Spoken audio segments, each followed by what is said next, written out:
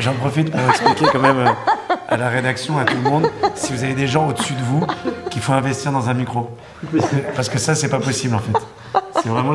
C'est une perche. C'est une perche, c'est un mélange de perche et de micro. Au moins, on vous entend bien. J'espère, parce que franchement... Juste ici. 4 caméras. Bonjour à tous et bienvenue sur Runtime. Mes invités du jour, vous les avez reconnus, les immenses Guillaume Canet et Mélanie Laurent. Ils reviennent sur grand écran le 25 décembre dans Le Déluge, où ils interprètent Louis XVI et Marie-Antoinette. Ce film historique raconte la chute de la monarchie après la Révolution française. Vous faites maintenant partie des simples citoyens et c'est ainsi que vous serez traités. Et aussi jugé en tant que tel, je l'espère. Ne regardez pas. Non, bravo pour le film en tout cas. Déjà, est-ce que je pourrais savoir qu'est-ce que vous préférez l'un chez l'autre? Parmi toutes les choses que tu adores chez moi, la préférée. Son travail, son énergie dans le travail, en fait, je vais dire. Parce que c'est une bosseuse. Ouais. Et vous, Mélanie? Moi aussi, c'est ce que je préfère. Chez toi. Ah, donc deux gros bosseurs. Bah, c'est assez rare. On n'a pas bossé ensemble, enfin en tout cas en tant que metteur en scène et acteur. Ça viendra peut-être. Peut-être. C'est une perche française. Un énorme micro. Vous aviez 4 heures, vous, de maquillage chaque matin. Ouais. Comment vous vous occupiez pendant ces 4 heures? J'écoutais des podcasts. J'écoutais des podcasts sur le sujet du film que j'étais en train d'écrire à l'époque. Et vous, il me semble que vous avez plus d'une dizaine de couches de vêtements. Tous les jours, il fallait changer ses couches. Non, mais de couches de vêtements, et plus une perruque qui pesait lourd. Est-ce que c'est handicapant ou au contraire, ça permet encore plus de se mettre dans la peau du personnage? Bah, le corset, c'est quelque chose quand même. Les films en corset, c'est surtout ces corsets de cette époque-là. Il fallait même réfléchir à quand est-ce qu'on mangeait, parce qu'après on était en corset toute la journée et qu'après on est oppressé. Donc ça rappelle que... Enfin, moi je suis contente d'être née dans une autre époque où je peux mettre en jogging la plupart du temps. Oui. Mais après, l'idée de ce personnage, c'était de jouer sur les feuillages et d'arriver majestueuse avec cette robe incroyable et corsetée de partout et de finir vraiment presque en chemise de nuit, fantomatique, proche de la mort, avec une espèce de lâcher prise aussi de son physique. Et ça, c'était plutôt agréable. On a vécu C'était très injuste d'ailleurs, mais j'ai vécu vraiment les prépas les plus opposés de celles de Guillaume. Moi, je finissais avec 5 minutes. Quand j'enlevais la perruque et qu'on faisait les dernières scènes, on mettait... moi, j'avais 5 minutes de maquillage. J'avais beaucoup d'admiration pour cette patience. Parce que bon, c'est vrai que t'es connu pour ta patience légendaire. En plus, pardon, en plus. Est-ce que parfois vous regardez dans le miroir, vous vous dites ah ouais, voilà, c'est fou la transformation. On voit d'ailleurs les images du film où j'ai quand même une autre tête. Hein, un autre corps. Ouais. C'était très impressionnant. On a l'impression que j'ai un petit problème de cortisone. De thyroïde. Ouais, c'est ça. Et justement, est-ce que aussi le vocabulaire, la manière de s'exprimer qui est différente, puisque c'est un film d'époque, est-ce que ça aussi, vous avez dû le prendre en compte? Est-ce que c'est plus difficile peut-être pour un acteur?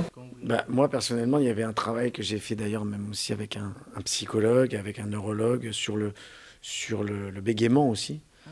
Parce que donc, le personnage bégaye un petit peu. Et du coup, il y avait, en plus de la manière dans le phrasé, il y avait aussi ce bégaiement à travailler. Ah, j'ai pas fait attention ça. Ouais. Merci, c'est gentil. Même pas remarqué que j'avais bégayé. J'ai bossé pendant 2 mois pour rien. Bah non, mais non, justement, ça se voit pas, c'est naturel quoi. Ouais, rattrape-toi. Et justement, après des journées entières dans la peau de ces personnages, est-ce que vous avez eu du mal à retourner avec Guillaume Canet et Mélanie Laurent à la fin du tournage? On tournait à Turin, ville du vermouth. Et moi, je sais que j'ai découvert les meilleurs vermouths du monde. Le passage par l'alcool me permettait de quitter le personnage. Dès qu'on finissait le tournage, j'avais en goûté un nouveau et c'était génial. Et non, moi, quand je finissais le tournage, fais attention parce qu'il galère, je pense, parce que tu te penches de plus en plus sur ma caméra. Merci. Pas du tout metteur en scène. Non, pas du tout. Le mec qui est... Alors, attention. Attends, parce que là, le champ concentration, il va pas marcher. Un petit peu haute. Mets-toi en amorce un peu plus comme ça. Non, moi, j'avais 1h30 de maquillage à la fin, de démaquillage, je veux dire, à la fin. Et ça, c'était un truc qui était insupportable. Ça, quand on terminait, moi, je la voyais, elle montait dans la voiture, se barrer. Et moi, je savais que j'avais encore 1h30 à me faire enlever les couches de trucs, de latex et tout. Ça, c'était assez dérangeant. Parce que du coup, j'arrivais, elle était bourrée au bar de l'hôtel. Enfin, faut y aller. Il y avait avec le encore vermouth tous les quand même. services de sécurité qui étaient en train de l'embarquer dans sa chambre parce qu'elle était J'imagine. dans les vapes. Et moi, j'arrivais toujours trop tard, la bière était frais. finie. Là, ce sont les jeunes, les étudiants qui regardent. Pourquoi c'est une histoire aussi qui mériterait d'être connue de la part de ce public? Parce que moi, je trouve que déjà, ce qu'on vit aujourd'hui, c'est vrai qu'on a quand même beaucoup de gens dans le monde entier qui ont tendance, parce qu'ils ont du pouvoir, à penser qu'on devrait les considérer comme des dieux. Ouais. Donc ça, déjà, c'est quelque chose qui peut leur parler, en fait, par rapport à ce que raconte cette histoire. Et au-delà de ça, parce que c'est un aspect de l'histoire de France qui est assez intéressant, et de savoir aussi pourquoi, en fait, on en arrive là, et comment la révolution aussi a pu avoir lieu, ce qui est formidable, mais que l'état dans lequel étaient ces deux personnages et ce qu'ils ont vécu et comment ils ont grandi, et comment on les a façonnés pour devenir justement des dieux, leur faire croire qu'ils étaient des dieux. Cette déchéance, ce déclin en fait de ces personnages, je trouve que c'est assez intéressant à voir. Justement, Mélanie, quelle place elle avait la femme du roi à cette époque? Elle n'en avait pas beaucoup. Elle n'avait pas accès au pouvoir, elle n'avait pas accès aux décisions, elle n'avait pas accès. Elle était comme toutes les reines. Elle devait faire des enfants. Elle était là pour faire des enfants. Et d'ailleurs, le drame de Marie-Antoinette, c'était les relations sexuelles avec ce roi qui étaient très compliquées, où évidemment, à l'époque, on pensait que c'était les femmes qui étaient responsables de tout.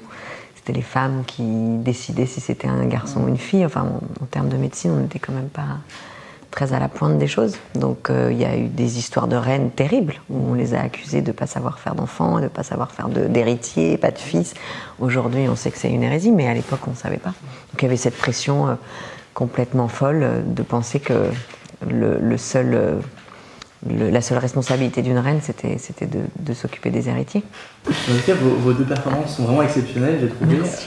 Merci Est-ce que beaucoup. vous avez l'impression, dans ce type de rôle, de progresser en tant qu'acteur? Avec le temps, moi personnellement, j'ai l'impression de plus travailler ces dernières années mes rôles qu'avant en fait. Je pense que avant j'étais totalement focalisé par la mise en scène et j'étais concentré, j'avais envie surtout de faire de la mise en scène et du coup je faisais des rôles en tant qu'acteur parce que bon ça me plaisait mais que je voyais pas vraiment le travail d'acteur de la même manière.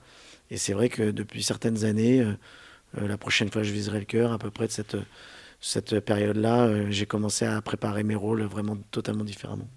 Donc j'ai l'impression d'être plus légitime en tant qu'acteur ces dernières années qu'au début. Ouais. Et vous, Mélanie, vous avez le même ressenti? Je crois que ça dépend les rôles qu'on traverse et la direction d'acteur. Quand on est vraiment très très dirigé, on accède à de la technicité qu'on avait peut-être un peu oubliée parfois. On est souvent quand même malheureusement livré un peu à nous-mêmes sur un plateau. C'est assez rare en fait un réalisateur qui dirige avec les bons mots, la précision des mots, nous emmener d'une émotion à une autre, se servir de nous comme un outil et puis venir nous faire travailler. Et ça, du coup, je pense que c'est les expériences et les tournages et les metteurs en scène qu'on croise qui nous... Puis c'est les rôles qu'on a à jouer qui nous rendent ou meilleurs ou moins bons si on échoue. Et dernière question, je sais qu'on a 21 ans en plus. Est-ce que vous vous souvenez, vous, de l'âge enfin, quand vous avez 21 ans, où est-ce que vous étiez? Moi, à 21 ans, je crois que j'ai fêté mes 21 ans en Thaïlande, sur le tournage de La Plage avec DiCaprio. Ouais. I just feel like everyone tries to do something different, but they always wind up doing the same damn thing. Ouais. Je crois que c'était... Ouais, je crois que j'avais... Ouais, c'est ça, j'avais 21 ans. Ouais. Donc c'était plutôt cool. C'était plutôt cool. On faisait la fête, on faisait des grandes fêtes sur la plage et tout ça. C'était super, avec tout un cast génial. Et c'était une période d'insouciance totale et profiter, quoi. Oh là là, comment j'ai tellement pas mieux. Comment j'ai parlé comme un lieu. J'ai surtout parlé Enfin, comme c'est un surtout vieux que moi, con. 21 ans, j'étais vraiment ni en Thaïlande ni avec Caprio. Donc du coup... Non mais je veux dire, je n'ai aucun souvenir de où est-ce que j'ai fêté mes 21 ans. C'est Aux terrible. chandelles, je crois que c'était aux chandelles. En tout cas, je buvais du 21 ans, vermouth. avec un vieux monsieur de 60 Quelle balais. horreur. J'ai aucun souvenir, ça veut dire que c'était il y a trop longtemps et c'est plutôt déprimant d'ailleurs de ne pas s'en souvenir. 20 ans. En tout cas, je suis mieux à 40. C'est beau. Merci à tous les deux. Merci beaucoup. Merci à vous. Merci. Génial.